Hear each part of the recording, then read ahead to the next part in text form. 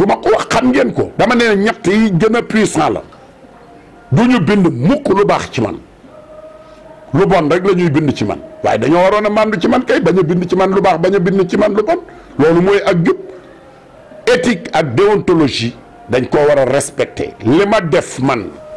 ci parlementaire def ko ci CEDEAO ñaari at barke Cheikh Ahmadou Bamba benn politicien bu ko mas a def ci Sénégal gi amul benn muy président assemblée yi fi jaar ak yeneen du ma seen morom du ma seen mappandoo parlement bi ma yore ngi daw 100 à l'heure te gars yi assemblée bi dafa nërbeelu day la fañ toujours te waxuñu ko te fuñ doon di ma attaqué loolu mooy wax bi looloo ma ta wax doomu Sénégal bii liggéeyal Sénégal ñëpp di ma tàccu 115 députés Maroc laa jógee ñu ne ma doo fi jógee def ma comme un roi te duñ ko wax duñ ko reprendre